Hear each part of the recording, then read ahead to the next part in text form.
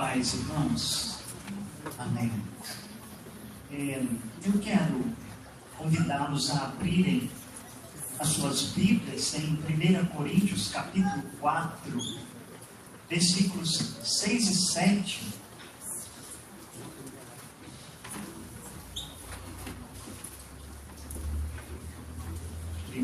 Coríntios, capítulo 4, versículos 6 e 7.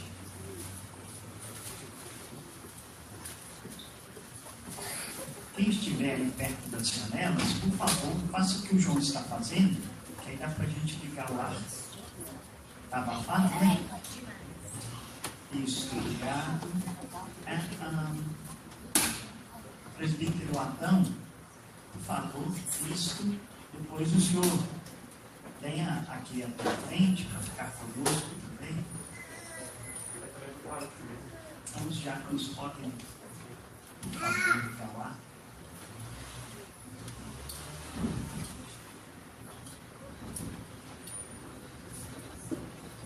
Se o senhor desejar, pode vir, tá, senhor? Tá bom. Tá bom, obrigado. 1 Coríntios, capítulo 4. Antes de lermos, nós vamos informar também, nós vamos fazer uma porta aqui, para ajudar a fechar mais o ambiente. Nós já colocamos lá uma cortina, ela vai ser ligada, para o ar não sair, para aquela área do bebedouro. Aí o ambiente vai ficar bem fechadinho e provavelmente nós precisaremos, né, quando o ar estiver ligado, fechar as portas da frente, tá? Aí vai ficar bem fresquinho aí o nosso ambiente esses próximos dias aí, assim que as coisas estiverem no lugar, tá bom? Vamos lá. 1 Coríntios, capítulo 4, versos 6 e 7. Eu quero pedir a vocês que leiam comigo esses dois versículos. Vamos lá? Estas coisas, irmãos, apliquei-as figuradamente a mim mesmo e a Apolo por vossa causa, para que por nosso exemplo aprenda nisto. Não ultrapasseis o que está escrito, a fim de que ninguém se ensoberbeça a favor de um em detrimento de outro. Pois quem é que te faz sobressair e que tens tu que não tenhas recebido? E se o recebeste, por que te vanglorias como se o não tiveras recebido? Meus queridos, esta é a primeiro culto de domingo, né, deste ano de 2026. Eu espero que neste ano nós tenhamos ainda maior proveito das instruções, né, que serão feitas aqui, quer seja neste horário, no culto, ou na semana.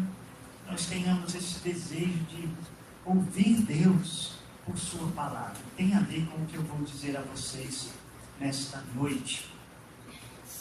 O apóstolo Paulo, ele escreve a sua carta aos Coríntios, e Corinto era uma cidade que havia um comércio intenso, era uma região portuária, havia grandes problemas naquela cidade, de cunho moral também, e Deus resolveu salvar vidas naquela cidade, como Ele tem eleitos espalhados por vários lugares do mundo, também os tinha lá na cidade de Corinto. E Paulo ouve uma expressão, é claro que está dentro de toda a carta, que Deus iria protegê-lo, porque Deus tinha vidas naquela cidade, as quais deveriam ouvir o Evangelho para que fossem salvas. Pensando neste contexto, a gente observa, o apóstolo Paulo, ele começa a sua carta praticamente aí, nós já lemos o capítulo 1, ele fala aos santos que existiam naquela cidade. Ele, a partir do verso 18, ele fala a respeito do conteúdo da mensagem que ele estava pregando. Mas nós pregamos a Cristo crucificado. Embora isto seja escândalo para uns e loucura para outros, Mas isso, Cristo crucificado, é o poder de Deus, é a sabedoria de Deus. Então ele explica posteriormente também a razão pela qual ele se apresenta àquela igreja. Como eu já preguei há poucos dias sobre isso, ele não foi ostentando linguagens de sabedoria ou quaisquer outras coisas que pudessem então serem destacadas como, olha, a sua mensagem está sendo aceita por causa de tantas coisas, tantos detalhes filosóficos, teológicos que ele coloca dentro da sua prédica. Não, ele não fez dessa forma, né? Mas também, nesses capítulos iniciais, o apóstolo Paulo trata de um dos problemas, talvez, que a gente conhece mais nessa carta que outros. É o problema da divisão que havia entre eles. Havia um problema de orgulho naquela igreja, e isto levava-os a uma divisão. Eles estavam, como a gente sabe, eu sou deste, eu sou daquele outro, eu ainda sou daquele outro. Paulo, Cefas, Apolo e Cristo eram os grupos que circundavam a igreja de Corinto. E essas divisões nada mais eram que fruto de um orgulho. Era o pecado de julgamento que havia na vida daquela igreja que os fazia separarem-se uns dos outros e criarem então os seus grupos de primazia, os seus grupos de afinidade, os seus grupos de, eu gosto de ouvir este ou aquele. Pessoas orgulhosas. O apóstolo Paulo está mostrando. Eu cliquei aqui no botão e ele foi lá na última página. Então o apóstolo Paulo ele está mostrando então que havia um orgulho dentro da igreja. E pessoas orgulhosas, ele aponta, são rápidas em julgar os outros. E o próprio Paulo havia sido julgado por alguns daqueles em Corinto. Então ele nos ensina, os primeiros capítulos, a como lidar com o julgamento quando nós somos alvos dele. E ele nos ensina então a vivermos livres da tirania das opiniões alheias. Ele quer lembrar-nos de que qual é de fato a opinião que importa. A opinião que importa é a opinião do próprio Deus, a do Todo-Poderoso. Eu sempre converso com algumas pessoas e costumo dizer, nosso problema é com Deus. Se nós consertarmos esta relação vertical, com certeza as nossas relações horizontais, elas serão, melhor dizendo, elas serão consertadas por causa desta relação principal entre Deus e nós e de nós para com o Senhor. Pensa então comigo que o único tribunal que importa, o único veredito que de fato importa é o que Deus pensa a nosso respeito por meio de Cristo. E finalmente o que vai de fato ser lançado em questão é: servo bom e fiel, foste fiel no pouco e sobre muito te colocarei. Ou então aquele, olha, apartai-vos de mim, eu não vos conheço. Mesmo aqueles que disseram, Senhor, Senhor, em teu nome fizemos isto ou aquilo. É assim. Então qual é o veredito de Deus a nosso respeito? Qual é? Hoje então, os versículos 6 e 7, nós vamos olhar o outro lado, o julgamento e o orgulho. Os primeiros versículos, Paulo nos mostra como lidar quando somos alvos do espírito orgulhoso, crítico e divisivo de outras pessoas. Mas nesses versos, ele vai nos mostrar como nós lidaremos com o problema do nosso próprio coração. Quando o problema está dentro de nós, não fora de nós. O orgulho que existe dentro de nós é um problema com o qual nós devemos lidar seriamente. O orgulho, pensem aí, Assim, melhorou. O orgulho, pensem aí comigo, é como uma erva daninha num gramado. Alguém tem um gramadinho em casa aí? Quem tem? Lá o Leomar, né? Se cai uma erva daninha ali, Leomar, quando a grama crescer, a erva daninha também vai crescer, Leomar vai lidar com a parte de cima, né, Leomar? Aí a grama fica bonitinha e aquela erva daninha parecer-se-á com a grama normal. Mas basta que a grama cresça, a erva daninha também vai crescer e logo se destacará daquele gramado. Qual é a solução então para aquele gramado? Andar talvez naquela erva daninha, porque diz respeito ao que está como raiz, não apenas o que está sendo visto, não apenas a sua manifestação é feia, mas também a raiz é feia e precisa ser tratada na sua raiz. Assim é o orgulho.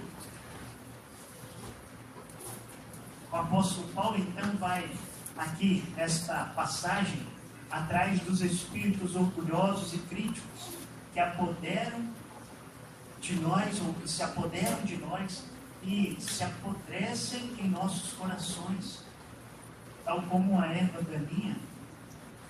Logo ele brotará, mostrará a sua feiura. Você e eu, nós precisamos de um bom handap.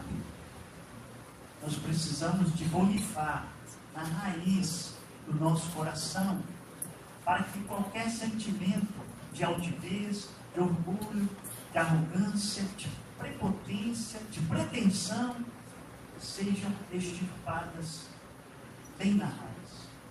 O orgulho é um problema do coração.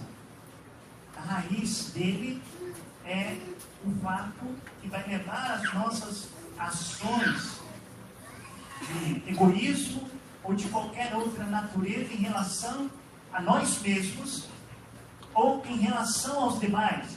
Nesta mesma carta, o apóstolo Paulo, no capítulo 12, Romanos 12, o apóstolo Paulo vai nos ensinar que nós não devemos pensar sobre nós mesmos além do que convém.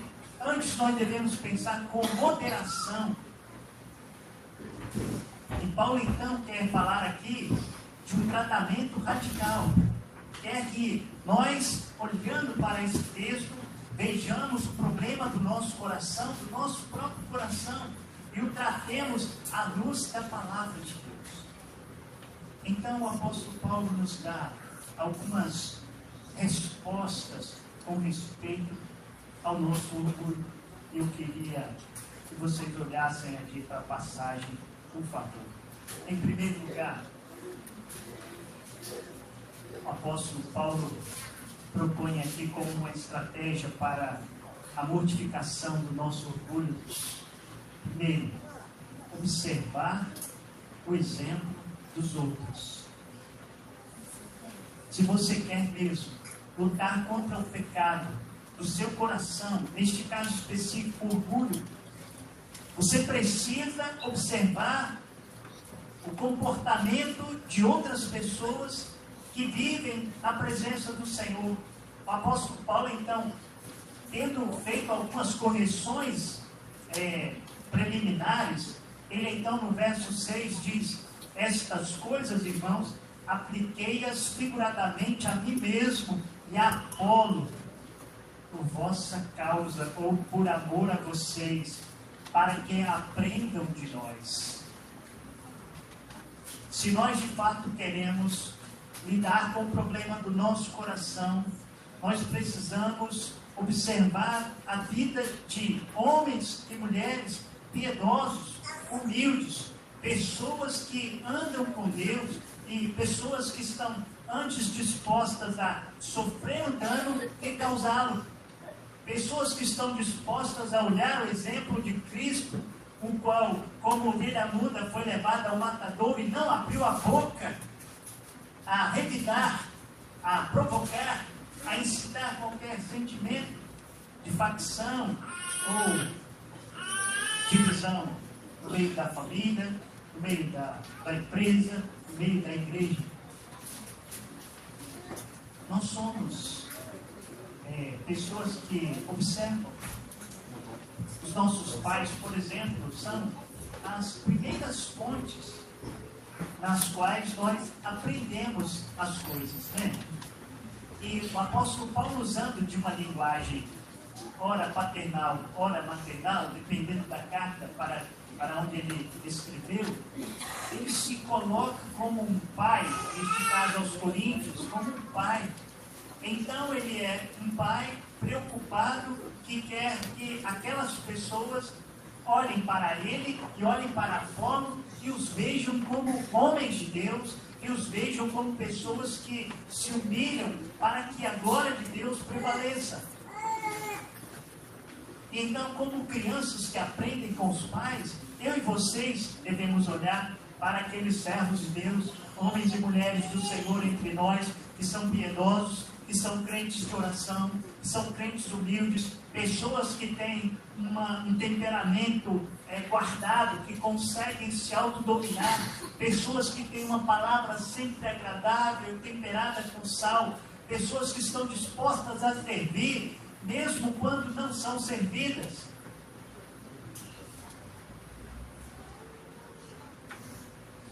O apóstolo Paulo fala do seu próprio ministério, eu já mencionei aqui.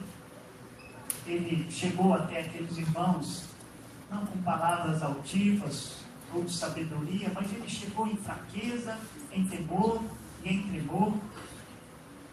No capítulo 2, ele fala de si mesmo apenas como um lavrador. Outras ocasiões, ele se coloca como um escravo. Ou no capítulo 4, a questão do dispenseiro. Era aquele escravo que tinha a incumbência de distribuir dentro da residência do seu senhor, cuidar daquelas coisas, da manutenção da casa e distribuindo as riquezas da casa do seu senhor.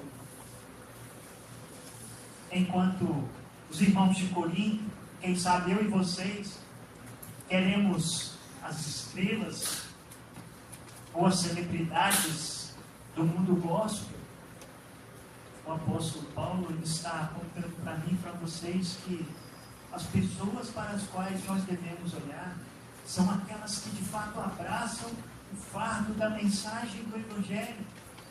São as pessoas que abraçam a cruz. São as pessoas que olham para Jesus e o seguem, a despeito das dificuldades. Pessoas humildes, às vezes inexpressivas, aparentemente tolas, mas pessoas submissas à vontade de Deus. E então Paulo insiste com os irmãos de Corinto sobre isso. Mas esta é uma realidade não apenas para os ministros de Deus, os apóstolos daqueles dias, neste caso o apóstolo Paulo e o irmão Apolo, grande pregador daqueles dias. A verdade que se devia ver na vida deles, deve-se notar também na vida dos irmãos, eu e vocês, os irmãos em Corinto ou em quaisquer lugares, por onde quer que nós sejamos igreja. Em Hebreus capítulo 13, o escritor afirma que nós devemos nos lembrar dos nossos guias e aqueles que nos pregam a palavra de Deus, considerando o trabalho que executam e então imitarmos a fé que eles possuem. Vejam a importância disso, de olhar para alguém e então vê-los como exemplo. Nós temos uma grande incumbência, nós, o conselho. O apóstolo Pedro, lá em 1 Pedro capítulo 5, ele, perfilando ali os presbíteros como ele diz, entre outras coisas, nós devemos servir como modelo do rebanho. Vejam, pesa sobre nós também, irmãos e irmãos, pesa sobre nós este dever de modelar de modelar a igreja na palavra, no conhecimento, no amor, na fé e na pureza. Elementos que foram ditos por Paulo a Timóteo, ele diz, olha, ninguém despreza a tua mocidade, pelo contrário, torna-te padrão na palavra, no procedimento, no amor, na fé e na pureza. Esses são os elementos que devem estar sendo vistos por vocês em nós, enquanto liderança, mas essa é uma realidade também que deve estar presente na vida da igreja. O apóstolo Paulo, no verso 16 deste capítulo 4 aqui, ele fala, olha, admoestando-vos, portanto, a que sejais meus imitadores. Admoesto-vos, portanto, a que sejais meus imitadores. No capítulo 11, versículo 1, ele diz, sede meus imitadores, como eu também sou de Cristo. Para nós extirparmos o orgulho do nosso coração, nós precisamos olhar o exemplo de pessoas fiéis, de pessoas que modelam, de pessoas que lideram com amor, com alegria, com dedicação, com temor e tremor.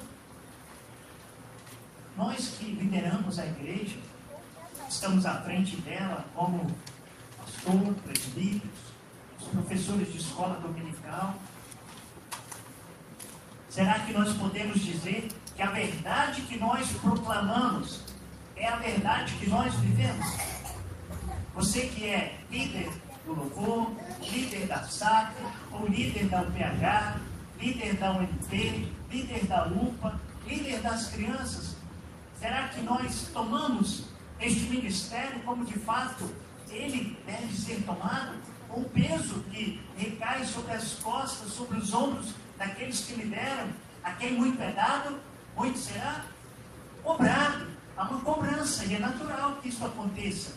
Nós somos cobrados o tempo inteiro da nossa forma de falar, nosso modo de agir, nosso modo de ensinar e de aprender também. Porque às vezes nós queremos ensinar, mas não queremos aprender. Não há humildade para parar e olhar o exemplo de homens e mulheres, como tenho dito.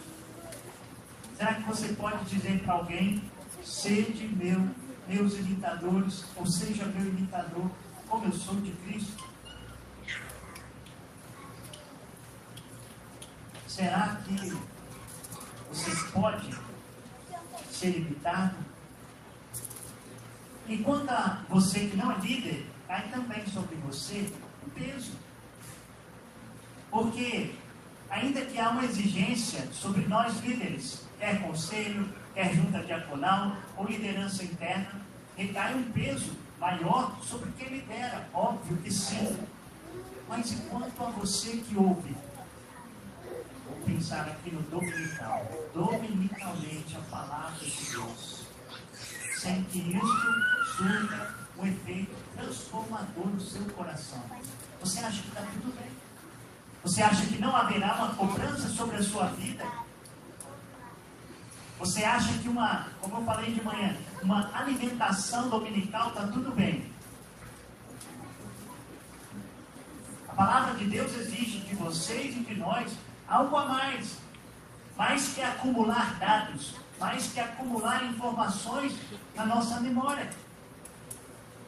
A palavra de Deus exige de nós mudança de comportamento, mudança de temperamento, mudança de fala, mudança no nosso modo de modelar as pessoas com respeito a olharem para nós e verem em nós Cristo.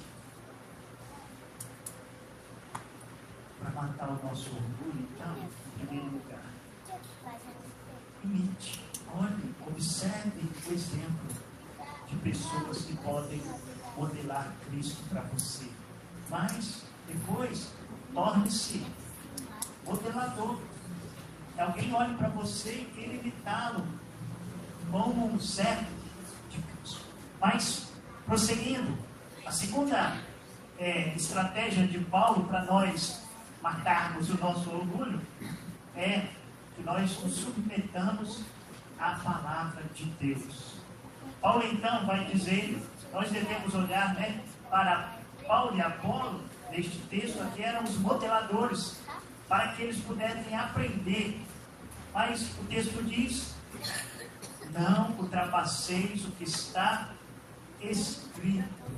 Se nós quisermos, de fato, lutar contra nosso orgulho, contra aquela ideia de que nós somos bons, contra aquela ideia de que somos suficientes em nós mesmos, nós devemos então ficarmos retidos ao que a Bíblia diz.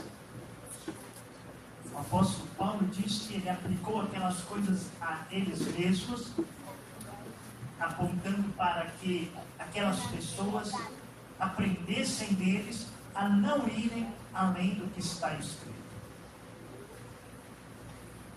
Paulo então está sempre lembrando a palavra de Deus como a fonte, ou na nossa linguagem reformada, a única regra de fé e prática para nós deve de fato ser a Escritura Sagrada.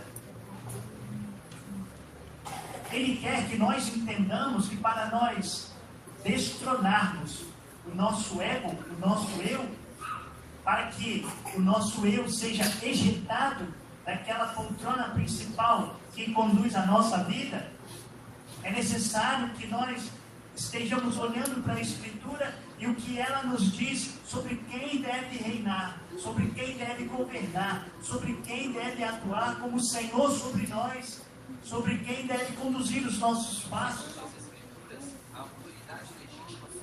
E a palavra de Deus então aponta tão somente para Jesus. João Calvino diz, numa ocasião, ou disse, Jesus Cristo governa a sua igreja pelo cetro real da sua palavra. A palavra de Deus, vejam, não é um conselho piedoso que oferece ali generalidades vagas para você aplicar aí conforme o seu gosto. Não. A palavra de Deus, ela é a norma, a reguladora. Ela é o bastão pelo qual nós somos medidos. Nas palavras de Paulo a Timóteo, é ela que é a palavra de Deus inspirada. Toda a Escritura é inspirada por Deus. É ela que é útil para. É ela que vai nos corrigir. Ela vai nos repreender. Ela vai nos educar. Para que? Objetivo? Para que todo homem de Deus seja perfeito e perfeitamente habilitado para toda boa obra. Querem então, neste processo que é receber Jesus como Salvador e Senhor, ou aplicar isso que você já recebeu, do negar-se a si mesmo, tomar a cruz e seguir, então a palavra de Deus deve nortear cada um dos nossos passos. Cada um dos nossos pensamentos devem estar submissos à palavra de Deus. Se você olhar para o nosso catecismo, tem uma pergunta e diz assim: qual é a única regra para nos ensinar como podemos glorificar e desfrutar a Deus? A resposta é: a palavra de Deus contida nas Escrituras do Antigo e do Novo Testamento é a única regra para nos orientar como podemos glorificá-lo e desfrutar dele. A palavra então é a nossa regra. Quer lutar contra o seu desejo de sobressair-se, contra qualquer pensamento altivo, orgulhoso, ou faccioso, ou de preferência, não vá além das Escrituras. Uma informação importante, talvez vocês saibam, que os conselhos podem ser chamados também na igreja presbiteriana. Os conselhos podem ser chamados de tribunal eclesiástico. E sabem por quê? Porque eles lidam com a lei. Mas eu vou explicar um pouquinho mais. O que os tribunais fazem com a lei? Eles fazem novas leis? Pelo menos não deveriam. E não tem nada a ver com o que a gente está vivendo no Brasil. Tem a ver com o nosso tema aqui. Os tribunais não deveriam fazer leis. Os tribunais, eles devem fazer algumas coisas importantes. Primeiro, eles recebem a lei, eles existem sob a lei, eles administram a lei, e eles governam de acordo com a lei. Você, então, pensar aí no conselho da igreja, este é o nosso propósito. Nós recebemos a lei, existimos sob ela, administramos a lei e governamos de acordo com a lei. O governo da igreja é feito sob a lei dada pelo nosso Rei Jesus. O reino é dele, ele é o Senhor, ele estabelece a lei e ele, então, de acordo com o que a gente tem na nossa confissão, na confissão de fé, sobre a Escritura, os autores disseram que Deus, para preservar a sua palavra, ele serviu-se de ordenar que ela fosse escrita, para evitar desvios, para evitar quaisquer coisas que pudessem ser adicionadas. Então, quando nós tomamos a palavra, nós a temos plena, completa, perfeita. Não precisamos ir além, nem ficar aquém. E se eu e você quisermos, de fato, observando o que Paulo ensina, lutarmos contra aquela erva daninha que vez ou outra costuma crescer, nós precisamos aplicar a regra da palavra no nosso próprio coração. Talvez um dos textos que você pode se lembrar como fazer isso. Filipenses 2, 5.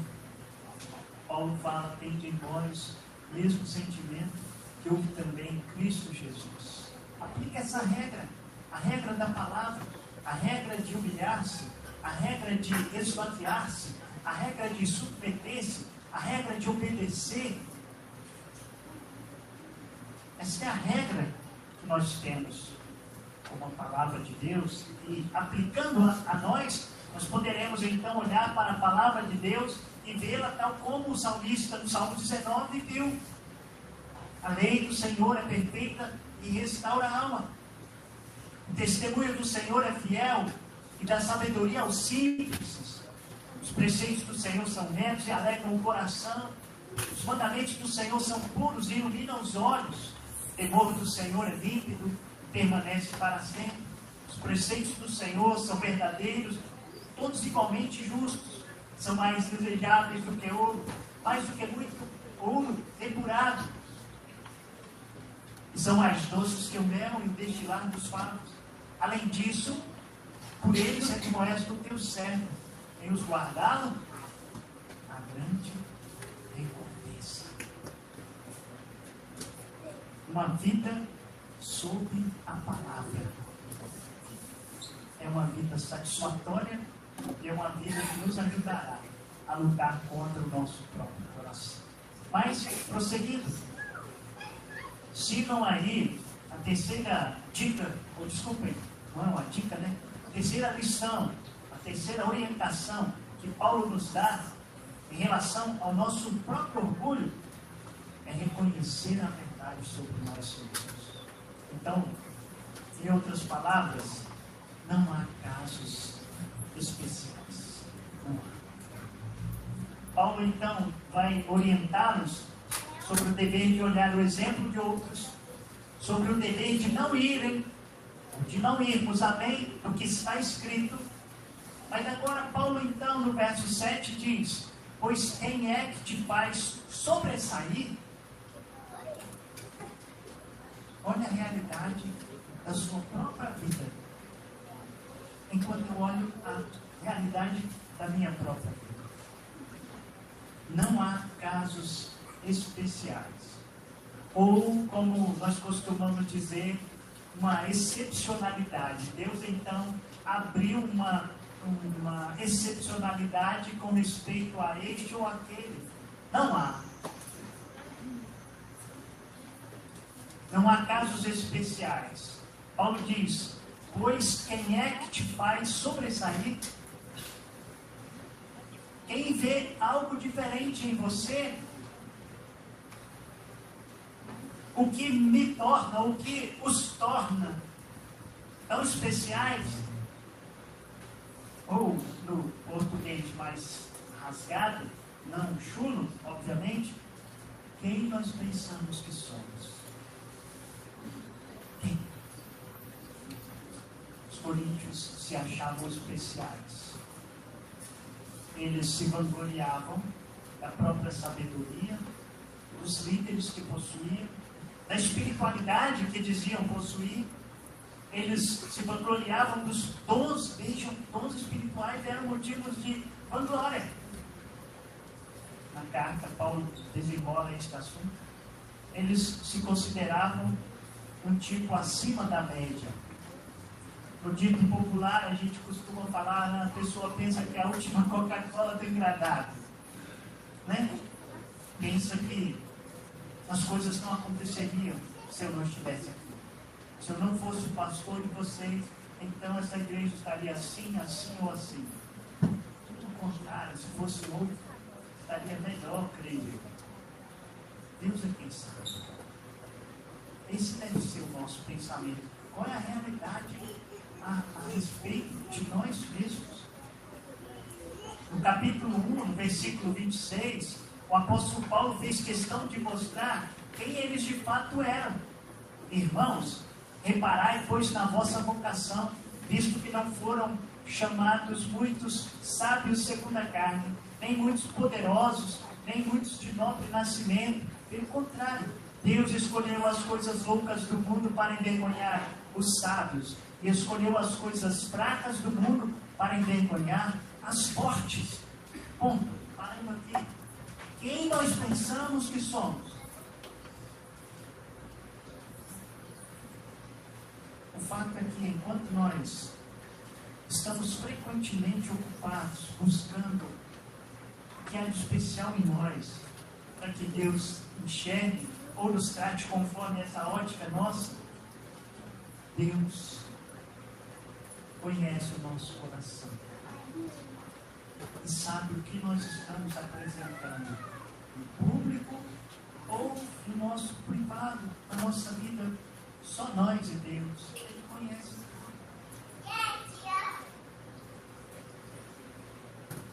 Há uma cultura de autoestima que tem sido passada nas gerações dos dias de hoje, especialmente, que tendem a forçar as pessoas a pensarem que são super estrelas, só esperando que um astrônomo a descubra. Você pode, você é, você, e a pessoa é inflada desde a sua infância, então não atende, não se humilha, não ouve conselhos, não atende uma voz de um líder, não atende comando, nada. Por quê? Esta pessoa está sendo preparada para ser a superestrela que vai ser observada, destacada, e então o mundo verá que aquela pessoa existe. Mas Paulo vai falar em Romanos 3 a verdade sobre nós. Não há nem justo, nem sequer. Não há quem busque a Deus. Não há quem faça o bem. Todos se extraviaram, a uma se fizeram inúteis. Eu e você somos inúteis à parte da graça de Deus. Ele não nos ama ou nos estima porque viu algo em nós. Você é o ponto fraco de Deus, disse um herege dos nossos dias. Você não é nada, na verdade. Ele disse que nós somos o ponto fraco de Deus. Mentira, heresia. Ou então, eu não me lembro qual é a ordem direitinho, sobre a cruz lá, e o motivo foi você. Quem já viu no Instagram, alguma coisa assim? Eu podia ter anotado, me desculpem, eu não fiz essa. O motivo de Cristo ter vindo é a glória de Deus, é a justiça de Deus que foi satisfeita. Não tem a ver comigo e com você como se Deus precisasse salvar-nos. Ele resolveu salvar para que a sua justiça fosse onde tinha feita, estabelecida, não porque ele viu algo em nós. Não há nada que nos diferencie das demais pessoas que estão ao nosso redor no dia a dia. Na verdade, se nós dependermos de nós mesmos, grandes serão os apuros nos quais estaremos. Se lá no último dia, no tribunal, se nós nos achegarmos e dissermos, há uma pergunta até, é feita geralmente, eu acho que é no evangelismo explosivo. Se você chegar diante de Deus, um dia lá no final, e Ele te perguntar por que você está no céu, aí você vai dizer, vai responder lá, como ensina lá. Na verdade, se Deus fosse nos perguntar as nossas razões, uma razão que nos faça aceitáveis diante de Deus. Só a cruz nos torna aptos a receber a sua dor. Então, lá no tribunal, com presunção e autoconfiança, com charme, beleza, amabilidade, com este ou aquele jeito, nós estaríamos completamente perdidos, nada mais que isso. Se nós de fato quisermos lidar com o nosso problema, se nós quisermos lidar com o problema do orgulho, nós precisamos então acabar com essa ideia de uma vez por todas, de que Deus, de alguma forma, me deve algo porque eu sou especial. Essa é a missão que Paulo nos dá. Não há excepcionalidades. Reconheça a verdade sobre você mesmo. Ou reconheçamos a verdade sobre nós mesmos. Mas, finalmente, a última lição que Paulo nos traz é que nós devemos, então, abraçar a extravagância da graça, ou a maravilhosa graça, como há uma composição que fala dessa graça. Graça maravilhosa. Então o verso diz, pois quem é que te faz sobressair e que tens tu que não tenhas recebido, e se o recebeste, por que te glorias ou vanglorias como se não tiveras recebido graça? Graça maravilhosa. Quão maravilhosa é essa graça. O que você e eu temos e não tenhamos recebido? O que apresentamos aqui no domingo, que Deus não tenha nos dado antes? O que eu falo a vocês, que Deus não tenha me dado antes? O que eu prego, que Deus não tenha primeiro pregado ao meu coração para minha correção pessoal? O que cantamos, o que falamos, como nos relacionamos? A nossa vida no dia a dia, a bondade que temos de um para com o outro, ou no caso, os dons pelos quais eles brigavam, achando-se superiores uns aos outros, porque naquela ocasião manifestavam esses ou aqueles dons. Paulo está muito mais preocupado com que a palavra seja palavra, a qual ele chama de profecia, como um dom que se sobressai aos outros. Aí você vai falar assim, mas lá em 1 Coríntios 13 diz que o fruto, que o amor é o dom maior. Aqui não é um título, tá? O amor é fruto, não é dom. Ok? Fruto, não é dom. Ou são outras coisas. Mas o que vocês e eu temos, irmãos, não tenhamos recebido? Nossos privilégios, desde bênçãos materiais, das quais desfrutamos todos os dias, até, especialmente, a nossa vida em Cristo, a nossa adoção como filho de Deus, a presença do Espírito em nosso coração, as riquezas da comunhão cristã, o acesso à verdade transformadora e a milhares de tantos outros privilégios. O que essas coisas são, senão dons da graça de Deus? Já que Paulo nos lembrou que nós não somos nada, como nós podemos então olhar para nós mesmos Igreja Presbiteriana Jardim das Oliveiras, e nos reconhecermos de fato como nada. Quem somos nós? Ou o que temos nós que não tenhamos recebido? Você tem um dom, Deus tem o deu.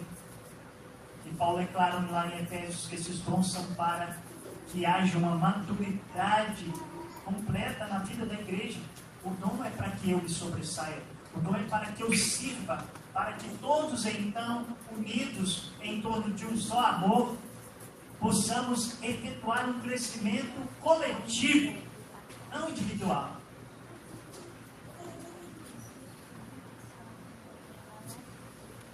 Quem disse que não somos especiais? Ou o que temos que não tenhamos ganhado de Deus? É ruim a gente ouvir isso, né? Nós não somos nada, que não temos nenhuma condição, mas esta é a realidade. Eu espero que você não seja achado discutindo com Deus, dizendo: Deus, mas eu sou, Deus, mas eu tenho, Deus, mas eu falo, Deus, mas eu faço. Apenas receba essa graça maravilhosa na sua vida, no seu coração. Acolha este bem que Deus te dá por meio de Cristo. Que tens tu que não tens recebido?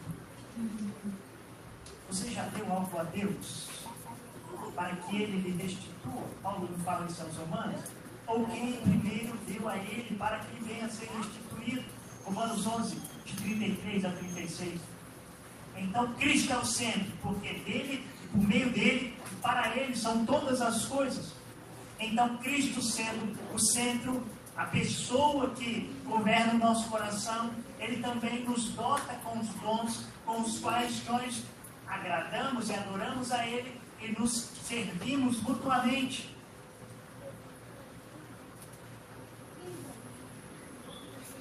Esta é uma palavra para nós, PJO. Hoje, que temos nós que não tenhamos recebido de Deus? Quem somos nós que não tenhamos sido forjados por Deus? Se você é alguma coisa, você é em Cristo. Senão você não é. Se eu ofereço a Deus, é porque Ele me dotou a oferecer. Se eu canto, ou toco, ou prego, ou administro materialmente, ou administro espiritualmente a igreja, porque Deus me concedeu. Se lidera a SAF, ao PH, a UPA, ao CP, ao MP, foi porque Deus me concedeu a graça de estar em tal situação para servir. Lembre que o líder é o primeiro servo, né? Ou deve ser.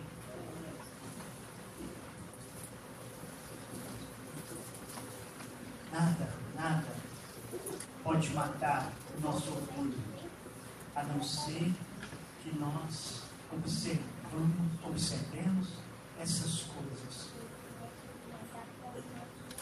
Nada pode matar a nossa altivez, a não ser que nós, humilhados, entendamos que é a maravilhosa graça de Deus sobre nós. E quando nós olhamos isso, nós nos colocamos não no trono, mas no pó.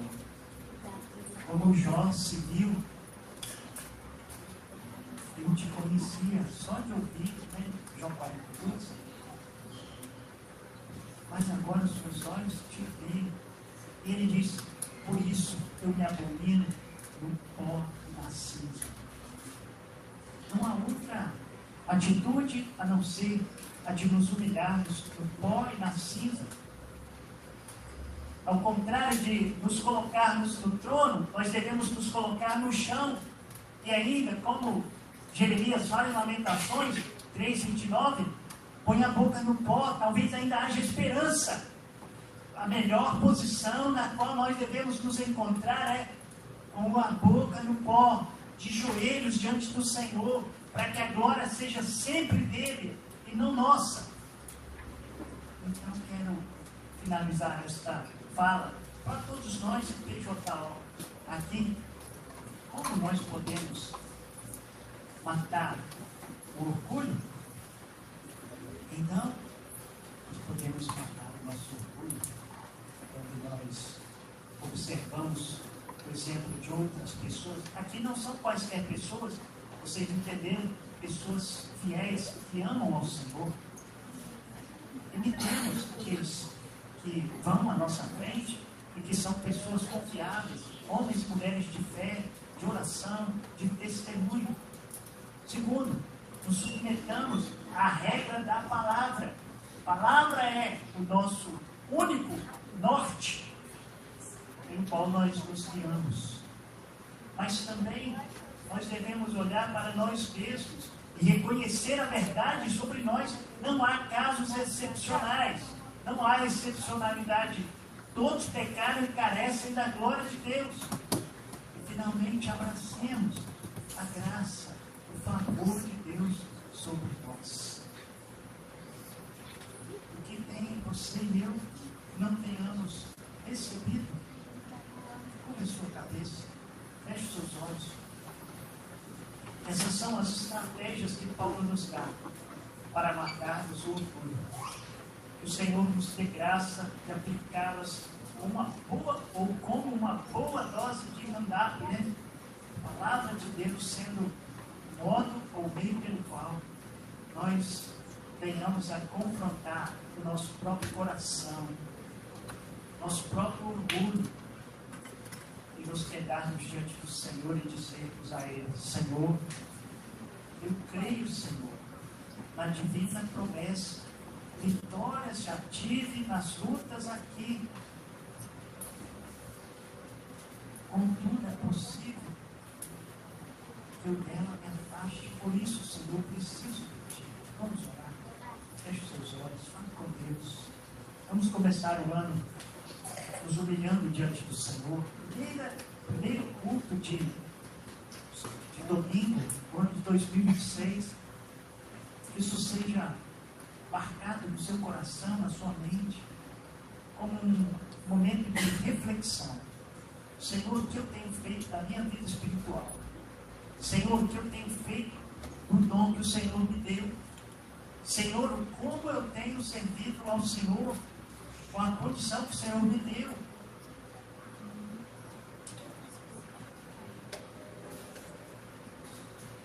Fale com Deus sobre você mesmo, não pense em outra pessoa.